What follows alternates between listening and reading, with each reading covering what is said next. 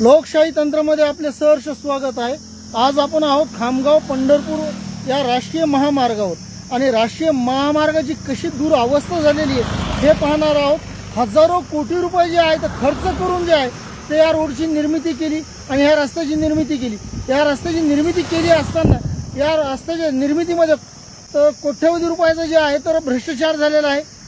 तो कोट्यवधी रुपये जे आहे तर लोकप्रतिनिधीने खाऊन या भ्रष्टाचार करणाऱ्या गुत्तेदारांना पाठीशी घालण्याचा कारभार केले असल्याचे यावरून दिसून येत आहे।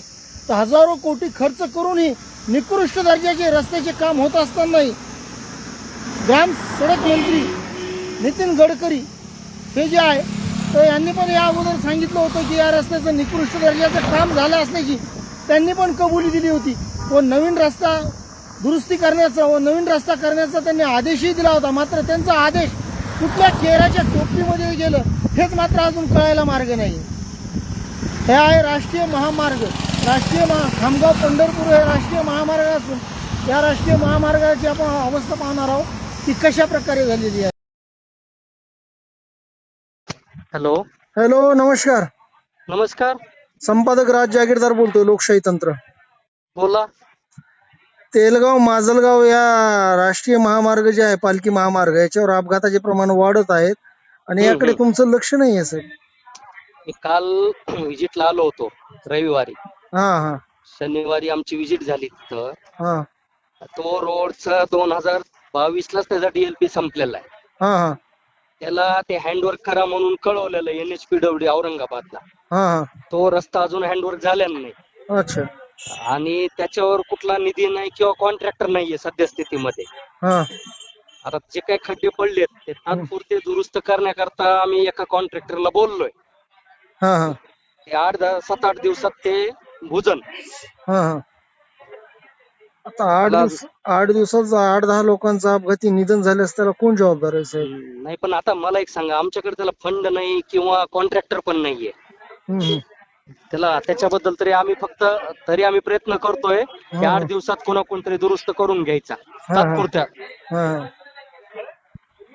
बर, ठीक आहे ना। आता मला एक सांगा सर, यापूर्वी ज्या कॉन्ट्रॅक्टरनं काम केलं त्याच्यावर सदोष मनुष्यवधाचा गुन्हा दाखल आपल्याला करता येणार नाही का?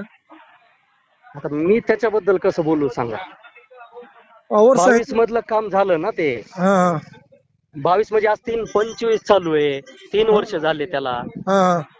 3 वर्षाचं त्या आता डीएलपी 22 ला संपल्यावर त्याचा काय संबंध राहिला त्या कॉन्ट्रॅक्ट प्रमाणे? त्याच्यानंतर कॉन्ट्रॅक्टरच नेमलेलं नाही ना त्या कामावर, मेंटेनन्स किंवा नवीन कामा करता। अच्छा, नवीन कामा करता बी नाही आणि मेंटेनन्स साठी पण कॉन्ट्रॅक्टर नाही, कारण ते हँडवर्क जोपर्यंत होत नाही तोपर्यंत त्याच्यावर कुणाला हेच करता येत नाही ना, निधी आणता येत नाही। तर केंद्रीय मंत्री नितीन गडकरी साहेब जे आहेत त्यांनी जे आदेश दिला होता की रस्ता तात्काळ जे आहेत दुरुस्त करून घ्या, त्यांच्या आदेशाची एक प्रत आमच्याकडेही आहे। त्याच्यावर त्यांच्या आदेशावर आपण 2.5 करोडचं काम तिथं केलं। त्यात क्रॅक बरेच बदलले। आता समज ते पूर्ण तर बदलले नाही, पण जेवढे 2.5 कोटी मध्ये होते 2 कोटी मध्ये तेवढं आपण काम केलं। 2 कोटी मध्ये 2 पॅच मारलेत फक्त, जे काय समज होते त्याच्याप्रमाणे तेवढं काम केलेलं आहे। आता माझ्या माहितीच तर होतं 2 या 3 पॅच मारलेत बरं का।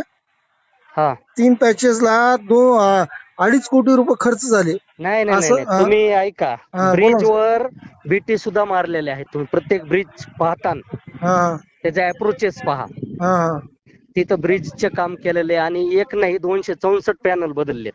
तुम्ही मोजून घ्या एकदा। कुठले पॅनल बदलले सर? तुम्ही बघा ना, जिथं काम बघितल्यावर तुमच्या लक्षात येईल ना पॅनल कुठले बदललेत, नवीन कुठले आहेत, जुने कुठे आहेत। त्या रिलायन्स पेट्रोल पंप पासून तुम्ही बघून घ्या पाथरोड पर्यंत। रिलायन्स पेट्रोल पंप पासून तर पाथरोड पर्यंत माझ्या माहितीच तो काय ते बातमी मीच केली होती, मीच तिथं होतो काय समक्ष। त्यावेळेस तुम्ही ज्या गुत्तेदाराला काम दिलं होतं काय कॉन्ट्रॅक्टरला, त्यांनी जे आहे तो 2 पॅच व्यतिरिक्त कुठलंही काम केलेलं नाही। आणि 2 कोटी रुपये जे म्हणतात तुम्ही खर्च झालं त्याच्यावर काय, त्या 2 कोटी पैकी मला तर माझ्या माहितीच तो खूप झालं 2 ते 2.5 लाख रुपयामध्ये किंवा 5 लाखाच्या आतच सगळं काम उरकून जे आहे तर बाकीच्या कामाचा फार मोठा भ्रष्टाचार झाला असल्याच्यातून सिद्ध होत असेल. सिद्ध होतं. तुम्ही पत्र द्या ना, तुम्हाला पत्राने दिल्यावरच कळलं ना. असं तुम्ही ओरली बोलून काय होणार आहे? हा तुम्हाला ओरली काय पाहिजे त्याला ओरली कारण आम्ही उत्तर देऊ ना. कुठं झाले हो लोकेशन सहित देऊ. कोटेजा साहेब हा. गुत्तेदारांची जे आहे ना पाठराखण करणे किंवा गुत्तेदारांना नाही, या नाही, पाठीशी पाठराखणचा नाही विषय नाही नाही. पाठीशी घालणे तसं किंवा नाही, त्यांना तुम्ही जे पोचण्यास भ्रष्टाचार केला जे म्हणतायत ना, हा, झाला ते म्हणलं तुम्हाला- केला नाही झालाय नाही म्हणतो. नाही नाही, मग तसं हा, मला काय झालाय. म्हणताय, ओरली चालू आहे ना. हा तुम्ही पत्राने द्या ना, तुम्हाला काय हा माहिती अधिकार आणि मध्ये उत्तर याच्यामध्ये जे आहे पाहिजे. तो संबंधित लोकप्रतिनिधी आणि संबंधित अधिकारी यांच्या संगनमताने झाला असल्याचाही आम्हाला संशय आहे. नाही नाही, तुम्हाला संशयावरून असं थोडी होतो. हा मला कारण काय की म्हणायचंय, लोकांचे निष्पाप लोकांचे बळी जातात आणि हे बळी गेल्याच्या नंतर जे आहे ते शासनाकडून आलेला निधी किंवा केंद्रीय मंत्र्यांनी दिलेल्या बजेटचा अपव्यवहार करून जे आहे तर गुत्तेदारांना पोचण्याचा कारभार जे आहे ते आपल्या कार्यालयामार्फत होत आहे का नाही हे सांगा मला तुम्ही. नाही नाही, कोण म्हणतं तुम्हाला? तेच तर आम्ही म्हणतो ना, जेवढं काम त्यांनी केलंय हा त्याचे आमच्याकडं पूर्ण चेनेस आहेत, रिपोर्ट आहेत. कागदपत्री फक्त काम झाल्याचं तुम्ही जे आहे ते नाही, दाखवून तुम्हाला देता. दाखवतो ना, तुम्हाला कुठलं फक्त दाखवायचं ते कागदपत्री सांगा ना. नाही कागदपत्री घोडे ना अहो निष्पाप लोकांचे बळी चालले तो. नाही, बरोबर नाही आहे, नाही पण नाही तुम्हाला आम्ही याचा सांगितलं विचार ना, 8 करा. दिवसात त्याला- नाही नाही 8 तुमच्याकडे दिवसात जे आम्ही त्याला तुमच्याकडे तात्पुरते भरायला लावू. नाही तुमच्याकडे जे वाहनं आहेत का त्यांना हाय सस्पेन्शन आहे. तुम्ही ज्या वाहनात फिरतात त्याचे टायर जे आहे का कमीत कमी एका टायराची रुंदी जी आहे ना. बोर्डे मॅडमचा एक दौरा आहे, मी हा. करतो जरा तुम्हाला 10-15 अहो मिनिटं. असू द्या मी या प्रश्नाचं उत्तर द्यावं तुम्ही. नाही हो, मी तर थांबा, त्यांच्या दौऱ्यात आहे. अहो 10 त्यांचे मिनिटांनी करतो मी.